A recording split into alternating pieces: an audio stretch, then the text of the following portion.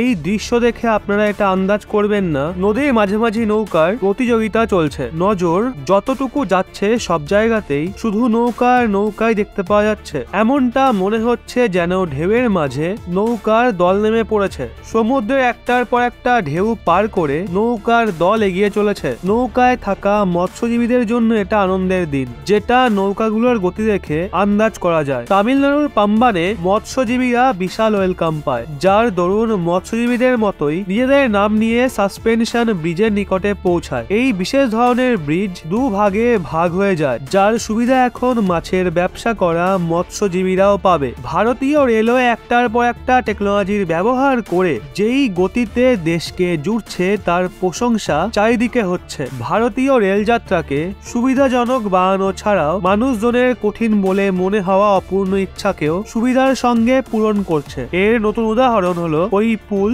যা পবিত্র রামেশ্বরমকে ভারতের মেন ভূমির সঙ্গে জুড়তে চলেছে। এই পুলের কাজ তোড়জোড়ের সঙ্গে চলছে, প্রায় কমপ্লিট হওয়ার মুখে রয়েছে। কেন্দ্রীয় রেলমন্ত্রী অশ্বিনী বৈষ্ণব পাম্বান দ্বীপে পবিত্র রামেশ্বরমকে ভারতের মুখ্য ভূমির সঙ্গে জোড়া ভারতের বহু প্রতীক্ষিত প্রথম vertical lift sea bridge Pamban ব্রিজের প্রথম লুক শেয়ার করেছিল। এর কাজ দ্রুত গতিতে চলছে। এই পুল নির্মাণ কমপ্লিট হয়ে গেলে না শুধু রামেশ্বরম যাত্রা সুবিধাজনক হবে, বরং মৎস্যজীবীদেরও অনেক ফায়দা হবে যাদের ব্রিজ ক্রস করে যেতে হবে। নতুন পাম্বান ব্রিজে 72 মিটার লম্বা ভার্টিক্যাল লিফট স্প্যান রয়েছে। এরই সাথে পুলের এক্সপেনশনকে 17 মিটার পর্যন্ত তোলার ক্ষমতা রয়েছে, যাতে জাহাজগুলো নিচ থেকে পাস হওয়ার অনুমতি পায়। ডবল ট্র্যাকের জন্য ভার্টিক্যাল লিফট স্প্যান বানানো হবে। এই পুল একটা লিফটের মতো উপর নিচ করতে পারবে। রিপোর্ট অনুযায়ী নতুন ব্রিজ প্রায় 2 কিলোমিটারের, যার নির্মাণ ফেব্রুয়ারি 2020-তে শুরু হয়েছিল,